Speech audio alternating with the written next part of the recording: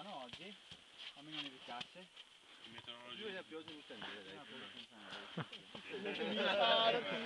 Campionista. Campionista. Anche il piccione, è da ieri sera la vediamo, è da ieri sera. 999. 999, esatto, codice 999. Siamo qua, questa è la famosa Valmenera, è la sinkhole.